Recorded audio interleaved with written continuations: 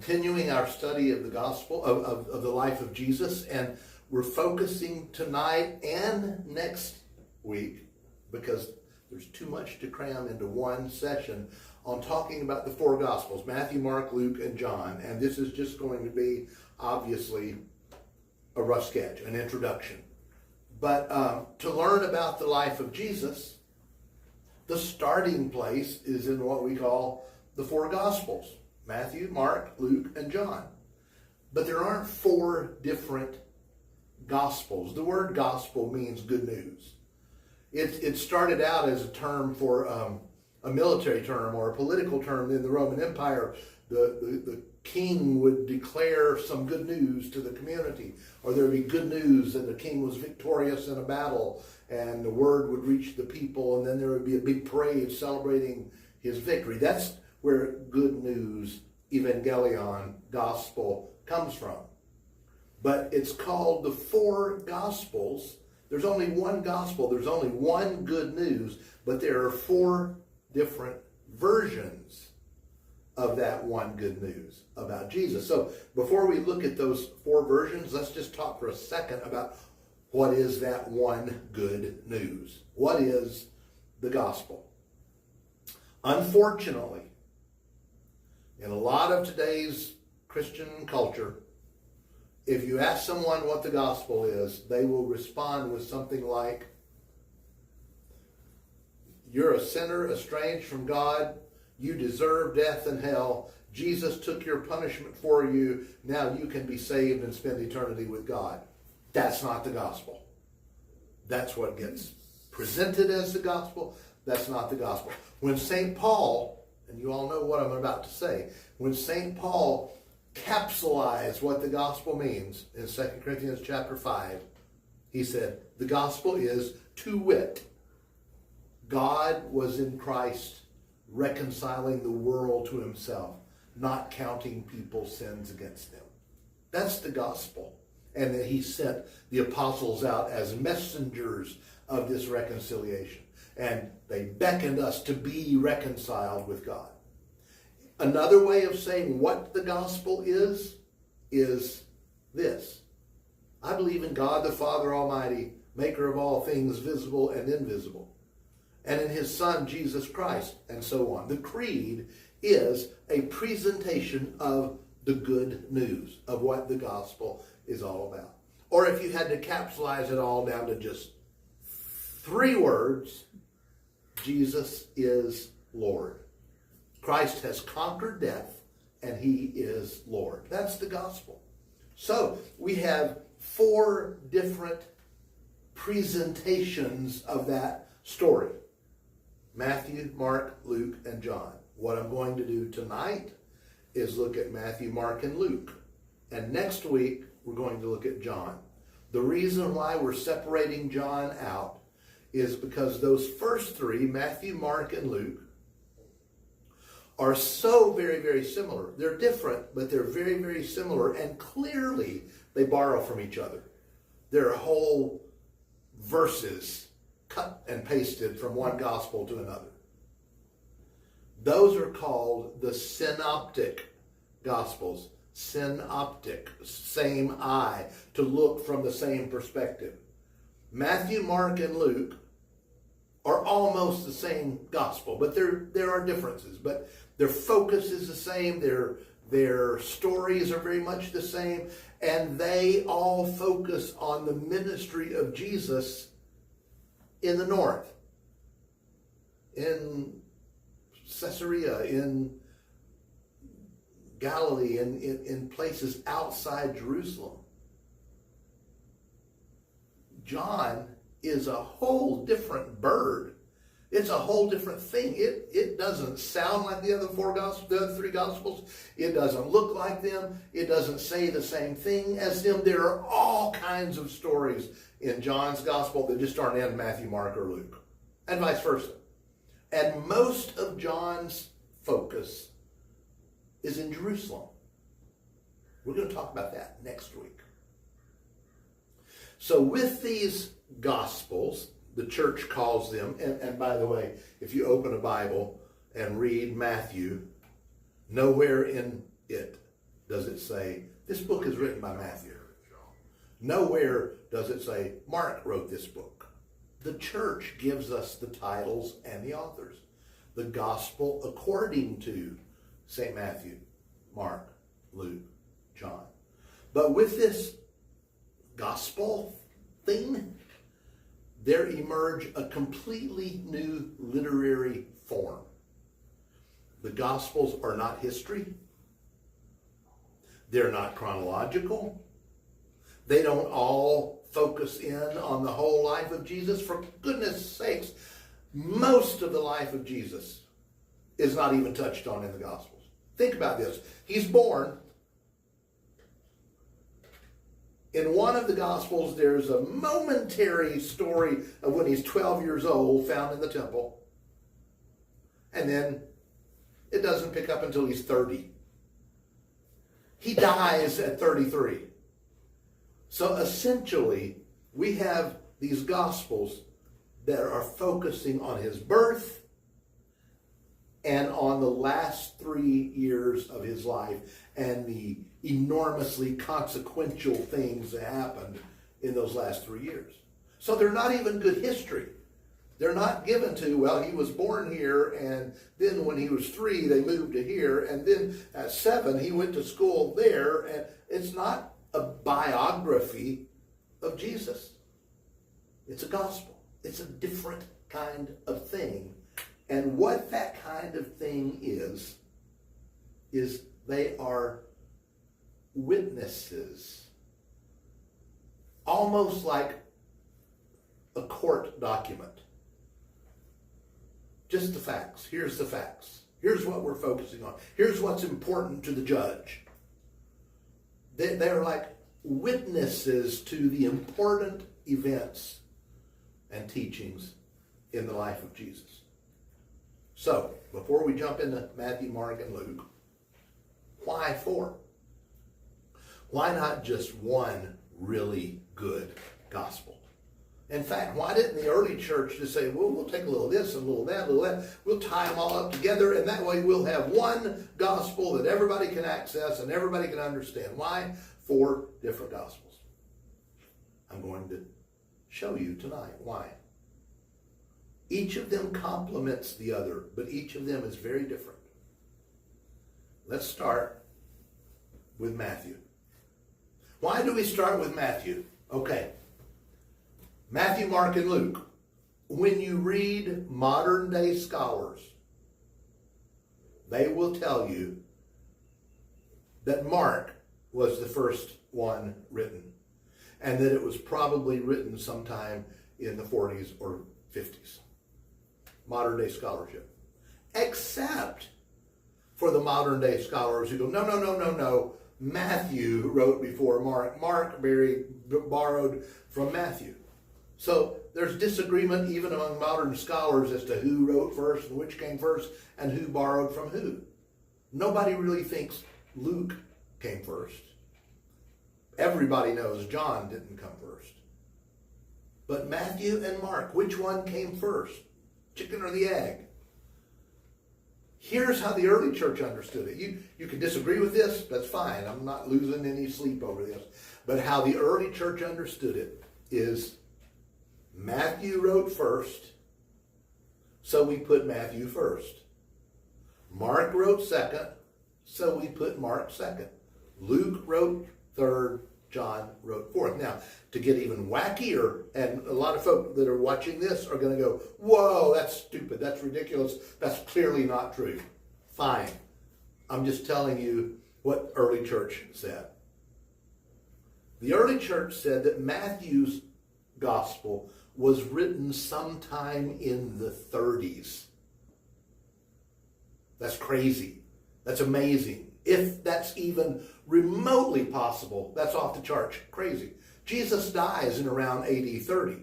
Within a few years, the early church says Matthew's gospel is written. In fact, some said that Matthew's gospel was written as a result of the day of Pentecost, when they had to have something to send back all over the world with people to tell the story of Jesus. Now, I don't see how it's possible that Matthew's gospel could be that Johnny on the spot, but I do see how it's possible for Matthew to have cobbled something together, a kind of a proto-gospel, a version 1, and sending that out with people as they return home after the day of Pentecost all over the world. But early church, Matthew's was first. That's why it's first in the Bible. And it was written by Matthew, who was a tax collector. I'm sure you all know about the nasty tax collectors in Jerusalem in the time of Jesus. They were agents of the Roman Empire. They bought a contract from the Roman government to be the ones who levied taxes on their fellow citizens. And they could levy whatever taxes they could get away with and pay a portion of it to Rome. Keep the profit for themselves. So tax collectors were crooks. They were ne'er-do-wells. They were the equivalent of mafia extortionists. They were mobsters. You pay up. You pay what you owe, or the Roman soldiers are going to come take away everything you have and throw you in jail. But you got to pay a little extra to me. Jews hated them more than they hated Gentiles, hated them more than they hated Samaritans, who were the half-breeds that lived to the north. The tax collectors were the most despicable people there were. And yet Jesus sees Matthew, a tax collector, and says, "Follow me." And Matthew left everything behind, and he followed after Jesus. And Matthew's letter or gospel, each gospel has a different audience. Matthew's gospel is written to the Jews. I mean, think about it. First of all, it was Jews from every place under heaven, Acts chapter 2 says, were in Jerusalem on the day of Pentecost. And then it lists a gajillion nations that they had come from. But they were Jews. It was Jews who populated the early church, the earliest church. It was Jews who took the gospel back with them when they went everywhere. It was Jews surrounding the original disciples and Jesus and his ministry. So the first gospel is written to them. It's written to the Jews. And the key phrase to the Gospel of Matthew is, that it might be fulfilled. Matthew uses that phrase right and left where the other Gospels don't. Why? Because he's writing to the Jews to convince them that Jesus is their Messiah. And so he goes, that it might be fulfilled what was written by the prophet Daniel, that it might be fulfilled what the prophet said, that it might be fulfilled what Isaiah said. And he's referencing the Old Testament over and over and over for these Jews, saying, this is your Messiah. So when Matthew starts off with his genealogy about the roots of Jesus, he starts with the father of the Jews, with Abraham. And he starts from Abraham and goes all the way down to Jesus, saying Jesus is a Jew. He is a Jew among Jews. He's the one we've been looking for and that the prophets have been promising. Mark. Matthew, Mark. Mark is the shortest gospel. We already know who Matthew was. He was one of the tax collectors who became one of the disciples, one of the original disciples. Mark, we see him a little bit here and there in the scriptures. We see him in the book of Acts. We are told in the book of Acts, point blank, that Mark is the nephew of Barnabas. Now, I'm going to jump back to a few weeks ago when we were talking about Celtic Christianity. And remember, I told you about the first bishop in Britain was a man named Aristobulus. And Aristobulus was from Crete, a Jew from Crete, and was the brother of Barnabas. and Paul sent him to Britain as a missionary bishop. Barnabas' family must have been something, because Barnabas was one of the 70 who became a companion for Paul. Aristobulus, his brother, was one of the 70 who became a companion for Paul and the first bishop in Britain. And now his sister Mary has a son named John Mark, who becomes a companion of Paul and the writer of the second gospel. I'm not going to go into it right now, but there's a story in the book of Acts where Mark chickened out on Paul on a missionary journey and kind of left him stranded. And it bothered Paul. It caused a rift even between Paul and Barnabas. They were planning their next missionary journey, and Barnabas says something like, well, we'll bring Mark along. And nope, no way. Mark is not going with me anywhere else. And a strong dissension arose between them, the Bible says. Paul went his own way, Barnabas went his own way. But late in life, Paul sends a letter and says, send John Mark to me, for I need him. So there was a reconciliation. So here's this guy named Mark. He's a nephew of Barnabas. He's younger, but he circles in with the apostles and the 70, and he rubs elbows with Paul, and he's one of the gang. Now, I'm going to backtrack just for a minute. Matthew is Matthew. We know who he is, one of the 12. But theologians look at what Matthew says and look at an influential bishop / apostle and realize it's this guy's theology that Matthew is promoting. And this guy is James, the brother of Jesus, the bishop of Jerusalem, the bishop of the Jewish church, the one who, by the way, writes later the Epistle of St. James. So Matthew, written by Matthew, but it's James's book. It's James's story. It's James's theology. Matthew and James in Jerusalem, connecting together, both devout Jews, both writing and ministering to the Jews. Matthew to the Jews, it's James's book. Mark, to whom is it written? Mark is written, scholars believe, from Rome, when Mark was with Peter after Paul had said, you're out of here. He hooks up with Peter, travels with him, ministers with him, is in Rome with Peter, and Mark is written to the Romans. So that phrase you see in Matthew, that it might be fulfilled, it's just not a part of what Mark has to say. Because Romans, reading the gospel, they don't know who Isaiah is. They don't know what Daniel is. They don't know that it might be fulfilled. What does that mean? So Mark is the shortest of the Gospels. And the key word, I think, in the Gospel of Mark is straightway.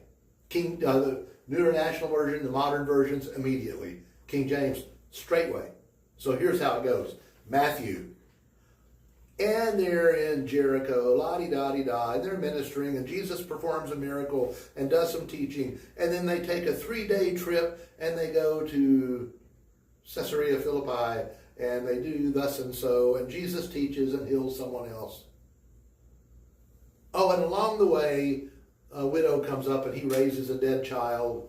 This is Matthew, meandering.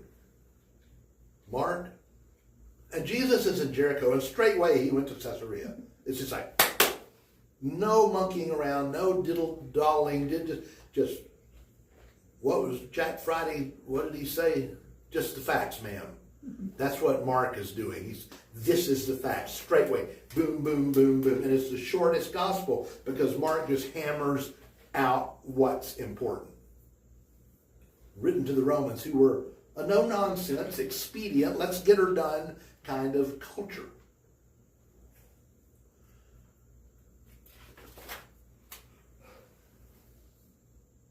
Mark, Matthew obviously focuses on Jesus as the king of the Jews, his lordship, his kingship, him being the Messiah, that it might be fulfilled. And he starts with the genealogy of Abraham. Mark focuses on Jesus being a servant. He's a suffering servant. He's a servant in Mark, and he doesn't even have a genealogy, because who knows a genealogy of a slave? So Mark doesn't even have a genealogy. It simply begins, the beginning of the gospel about Jesus Christ, the Son of God. And then straightway, he's off. But watch this. If Matthew's theological connection was James, Mark's theological connection is Peter. We read things in the Gospel of Mark about Peter that we don't read elsewhere. Peter's shortcomings come across in the Gospel of Mark more than they do anywhere else. His denying Christ, his brashness, his running into the fire without wisdom. This is what we see of Peter in Mark. They may be touched on in the other Gospels, but barely. Peter being the source of this, telling Mark, hey, Mark, here's a story I bet you haven't heard. Mark's writing it down. Peter paints himself as the flawed man that he was in the Gospel of Mark. So, Matthew, but James's Gospel to the Jews, that it might be fulfilled, focusing on Jesus as Messiah or King. Mark, to the Romans, Peter's Gospel, focusing on the servanthood, self-sacrificing life of Jesus, showing the frailty of his chief apostle, Peter. Written to the Romans, straightway, get it done. Shortest Gospel. Did Mark or Matthew come first? I don't know. They borrowed from each other. The early church said Matthew came first. Whatever. Now let's talk about Luke, the final one we're going to talk about tonight. Luke, like Mark, was a companion of St. Paul on his missionary journeys. In fact, was a convert under Paul's ministry, and get this, wasn't a Jew. Luke was a Gentile physician. He was a doctor, and tradition says a painter. And tradition says that Luke himself drew or wrote the first icon of Jesus.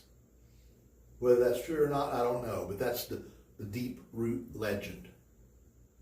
But who is this Luke?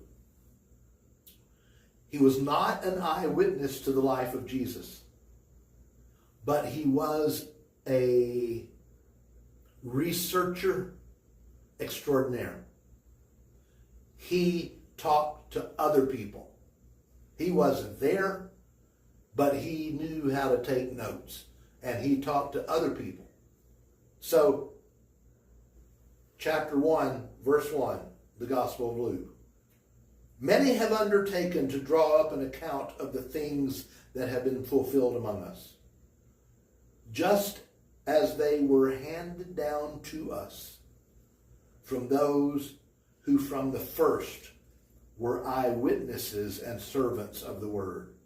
Therefore, since I myself have carefully investigated everything from the beginning, it seemed good also for me to write an orderly account.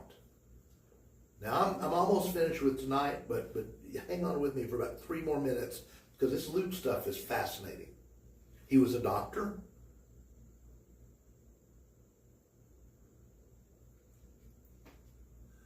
There are some funny things that happen. The other Gospels talk about the woman with the issue of blood, and they say that she spent all her money on doctors and was not healed. Luke doesn't mention that part. He just talks about this woman with the issue of blood. He doesn't mention, and she spent all her money on doctors and they didn't help her. Because he's a doctor and he wants to help people. He doesn't like to diss his own trade. But also think about this. Which would you think? A fisherman, a tax collector, or a doctor? Which do you think a woman would feel most comfortable talking to? A sensitive, caring, good doctor, a fisherman from the Sea of Galilee, or a tax collector from Jerusalem? Because it is the Gospel of Luke that tells us the stories from the women, including from the Virgin Mary and the birth of Jesus. It's like Luke took the time to talk to the women. Tell me your side. Tell me what happened. Tell me something nobody else knows. And meticulously researches and interviews and writes down the story. And Luke, by the way, is not written for the Romans. It is not written for the Jews. We know the single person it was written for. Because Luke also wrote another book. I don't know if you were aware that he's a 2-volume author. He wrote the Gospel of Luke, and he wrote what we call the Book of Acts. And the Book of Acts begins like this. In a former volume, O Theophilus, I have written you concerning the life of Jesus, all that he taught and did. And then he writes volume 2, the Acts of the Church, the Acts of the Apostles. He wrote them both to somebody named Theophilus. We don't know who it is, but in Greek, the name Theophilus is Greek. He's not writing to a Jew. He's not writing to some Roman dignitary. He's writing to a Greek person. So let's expand it out and say, if Matthew is written to Jews and Mark is written to Romans, Luke is written to Gentiles in general. Luke is written to Greeks. And it's always puzzled me, and I don't quite understand why they do it, but it's just become this thing in the evangelical world. New believer. What's the first book they should read? The Gospel of John. The Gospel of John is crazy amazing. But the Gospel of John, we'll see next week, was written to Christians that already knew the faith. I think the first book a new Christian or a inquiring person should read is the Gospel of Luke. Because Luke is written to Gentiles. It's written to people who don't know about Old Testament prophecy, who don't know anything about the background of Judaism or Jerusalem or the feast that John gets into. It just tells a story. And I'm almost finished, but I want to give you one example. Matthew, Mark, and Luke all record the same sermon from Jesus. I'm just going to watch this just momentarily. Matthew 24, Mark 13, Luke 21. Matthew 24. And when you see the abomination of desolation spoken of by the prophet Daniel standing in the holy place. What? What is this abomination of desolation? What in the world could that mean? And who is Daniel? And what did Daniel say about the abomination of desolation? And where is this holy place? And what is this holy place? Jesus, through Matthew. And when you see the abomination of desolation spoken of by the prophet Daniel standing in the holy place. Mark, the straightway guy, writing to the Romans. Same sermon, Jesus. And when you see the abomination of desolation standing where it ought not. He doesn't even mention Daniel. He doesn't even mention that it might be fulfilled because he's writing to Romans. But he throws in this abomination of desolation, and whatever the holy place is, this thing ought not be there. That's what we get from Matthew and Mark. But we're Gentiles. We don't know squat about the Old Testament. Tell us something, Luke. Here's Luke 21. Jesus, same story, same sermon. And when you see Jerusalem, oh, that's the holy place. Surrounded by armies. Oh, that's the abomination of desolation.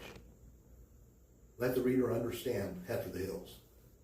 Well, that was a heck of a lot easier to understand. When you see Jerusalem surrounded by armies, Matthew, Mark, why didn't y'all just say that? Because they're writing to a different audience. But you understand it when Luke says it. Because Luke is writing to non-Jews, to the Gentiles, who don't have a depth of study of the Old Testament. And the last thing about Luke, if Matthew is James's gospel, Mark is Peter's gospel, Luke is Paul's gospel. We see the theology of Paul, the emphasis, the focus of Paul's hand all throughout the Gospel of Luke. And the last thing is Luke, being a Gentile, does not carry, Matthew takes the genealogy all the way back to Abraham because he's writing to the Jews. Mark doesn't give us a genealogy because he's focusing on the servanthood of Jesus, and genealogy doesn't matter. And besides that, who has time for a genealogy, Mark thinks. Luke, being a Gentile, doesn't take his genealogy all the way back to Abraham. No, he takes his genealogy all the way back to Adam to say Jesus is a man. Jesus is one of us. Jesus came to redeem humanity. And a sneak peek next week, John doesn't take it back to Abraham or to Adam. He takes it way back and begins his gospel. In the beginning was the Word, and the Word was with God, and the Word was God. But there you have Matthew, Mark, and Luke. 3 different gospels, but looking with the same lenses, telling some of the same stories, focusing on the same ministries and teachings of Jesus. The synoptic gospels, and yet all of them unique and kind of complementing one another. But next week, we're going to rip the roof off as we start looking at the Gospel of John. And I think it is mind-blowing when you compare John to the other Gospels. And I hope by this time next week, you're going to walk away with your head going, oh my goodness, this is what the Gospel of John is all about. And it's way beyond anything I ever thought. Next week, Gospel of John.